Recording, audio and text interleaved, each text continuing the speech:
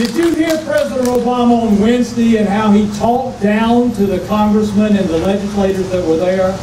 I hope you heard that. You know, he believes that the only way we can improve this country is by increasing taxes, which is what his message was all about on Wednesday. It wasn't about cutting the government, not appreciably. But is that what you want? No! That's going to sap our freedom, ladies and gentlemen. It's going to sap your liberty, and he wants to increase the size of government more and more, with you and me having to pay more and more government workers. It's not going to work. If this keeps up, we won't have enough private sector workers to pay all these government workers he's wanting to put in place. No government job creates wealth. The private sector does.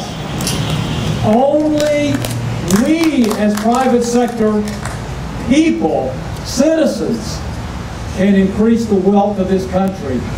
Government workers are takers. They're not people that can help us improve the wealth of this country.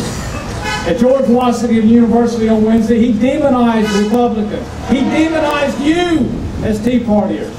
And he demonized conservatives. Anyone who does not agree with him, he talks down to and he demonizes them. He said that, listen to this now.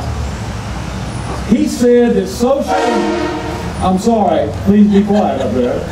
He said that social entitlement programs are what makes America great. He said that Medicare, Medicaid, and Social Security are what makes America great. Do you believe that? No! He's wrong. Liberty and freedom are what makes this country great. And taking more of our hard-earned income through higher taxes is ridiculous. Well, how do we get this country back? How do we get it into better fiscal shape and fight for the next generation? Time is running out, and you can help change that. How do we do it? We balance the budget. All right, how do we balance the budget? How do we balance the budget? Cut the spending. We've got to stop it. You freeze spending at the 2008 level. You cut corporate taxes to 20% or less. You cut government payrolls by 20%, and you cut the benefits that go to the government employees 35 to 50% to get them more in line with the private sector. You got to cut government employees by 20 or 25%. You realize that we have 22.5 million government employees in this country? That's more manufacturing. Listen. We don't have that many manufacturing jobs, mining jobs, farming, fishing, forestry, construction, and utility jobs in this country. Put together, 22.5 million government employees, 11.5 million employees of the industries I just mentioned. Is that not nuts? I mean, we're going crazy with hiring people in this country. We've got to cut the loopholes out of the tax code. There are loopholes in there. Anytime GE, who's in the pocket of Barack Obama, can make $14 billion around the world, $4 billion in this country, and pay no taxes, and then come back and get a $3.2 million tax refund, something's wrong. And when 27 million small businesses in this country are doing their best to stay alive, I'm one of them, and pay taxes, something's wrong. So, in balancing this budget, tax increases have got to be off the table. You know, there's so many areas of waste in this country as far as the government is concerned. Do you know that the Government Accountability Office has identified $225 billion of waste every year that's going on in Washington inside of different programs, etc. That's ridiculous. Why couldn't John Boehner and the Democrats and the President and Hairless Reid come up with Why didn't they use that to start the cuts? It's crazy. You know, this president that we have is influenced by someone that's already been mentioned today that insists on bringing down this country, bringing down this economy. One of his goals, his last goals in life, as he plays God by his own admission, is to bring down the economy in America. You know the man. Who is it? George Soros. You know, the man he's crazy, but he's got a plan. He did it to Europe. He did it to Great Britain. He's ruined their economy, and he's going to do it here unless we stop him. So what else can we do? We've got to defund Obamacare. It's got to be done, and done fast. You know, we need to reform the health care system. That's a foregone conclusion. What we've got to do is do it the right way. It starts on the insurance side. And it's too much to go into right now, but we do have to do that. Now, we've also got to defund Planned Parenthood. That's got. Why didn't Boehner stay the course on that? I think Obama would have waffled on it if we had done that, but he didn't do it. We got to defund NPR. We've got to let the states control through competition among the companies that will compete through each other. We've got to let the states control the money. We've got to give them block grants for things like Medicaid. We've got to let the states determine that. We've got to abolish the education department in Washington, D.C. It's all about local control. Let our teachers teach. Government schools have really declined. Thank goodness we have some great private schools and Christian schools in this community and in this state. We need them. You know, you've got to put caps. As far as Social Security is concerned, we've got to go ahead and make some changes now. Unfortunately, we've got to bite that bullet and do some things now to change Social Security. If you're over 55, I'm one of those. You know, maybe we keep that part in place, but we've got to do some things for those that are 40 years old and older. Unfortunately, we can't wait 30 or 40 years to increase the age. We've got to do something now. You've got to allow a portion. We can allow a portion for those over 40 to go into self-directed plans like George Bush wanted to do.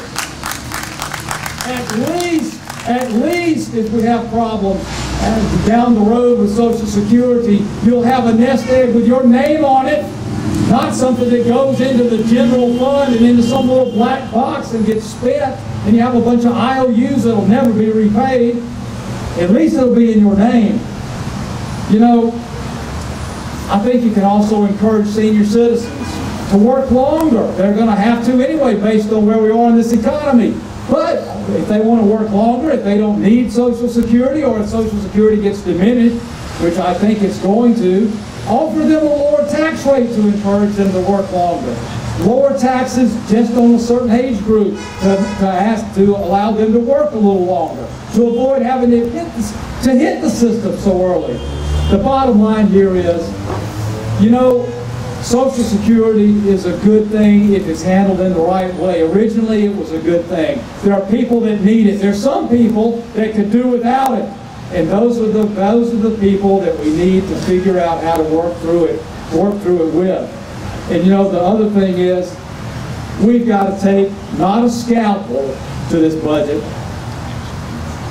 You know, the president says the scalpel is the way to do it. And you know, it's sadly ludicrous for us to believe that. It's just not going to work. But he proves he has no desire to cut the budget. He has no desire to create jobs. He has no desire to increase wages. Frankly, he has no desire to get those out of work off the public dole because he can control us by keeping us on the public dole. He has no desire to keep interest rates low. He keeps printing money. And there'll probably be a QE3 where they dump the money in the economy. But it's going to ruin this country. He continues to support Fannie Mae and Freddie Mac. And he refuses to show any willingness to move America forward. We don't need a scalpel, ladies and gentlemen, to reform the fiscal policy. We need a leader willing to use a chainsaw to hack through the irresponsibility of our elected officials. And that includes Saxby and Johnny. We've got to move to prosperity in this country, ladies and gentlemen. I'm sick and tired of hearing Barack Obama talk with all the platitudes and the arrogance and talking down to you and the rest of the American people. He's a far-left socialist. We know that. He could care less about what you think or about what I think. And his goal, in my opinion, is to bring this country to its knees. Because he does not believe that we are an exceptional nation any longer. He wants us to be like the rest of the world. He has no use for the $27 million small businesses.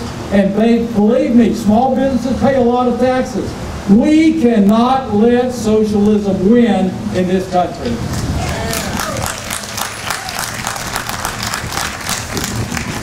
We cannot let Barack Obama and the Democrats win in this country.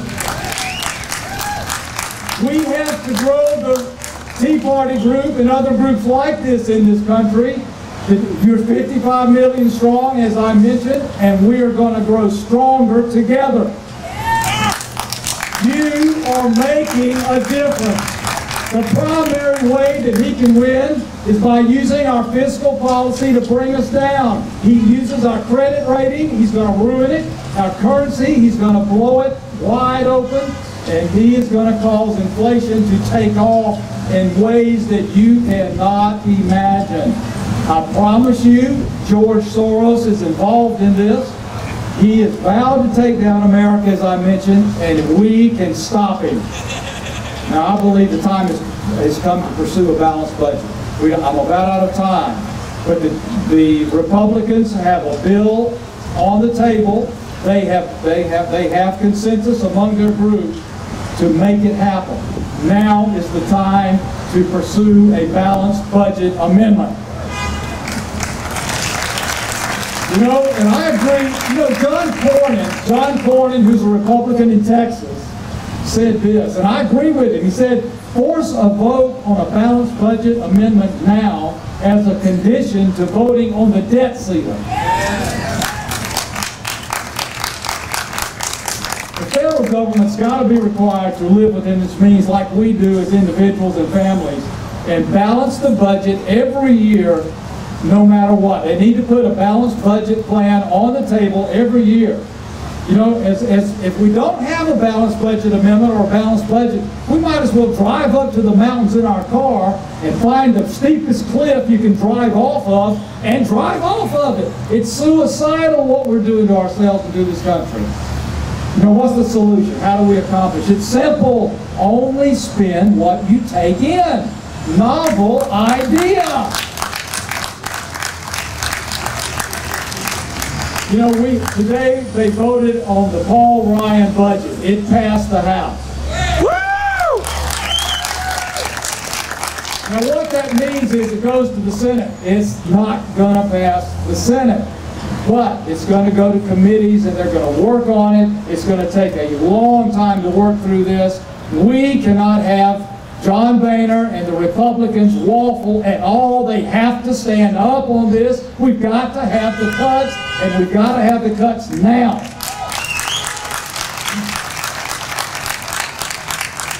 We've got time to get this in place, though, ladies and gentlemen. We've got time to get the Paul Ryan budget in place and get it moving in the right direction. Once they get it in place, the way it reads now, it'll be 5 years before it's implemented. It'll take 5 years to get it ratified by 38 states if we're fortunate. Now, without these steps that I talked about, we will not be protecting our nation's future. We've got to make this happen. We cannot protect our children and our grandchildren's future. We, the people, are fighting for the next generation. We, the people, are fighting for our very liberty and our very freedom. And that freedom is critical to this country and to our nation's future. Folks, I want to thank you for allowing me to be here. God bless you, and God bless this great country that we live in.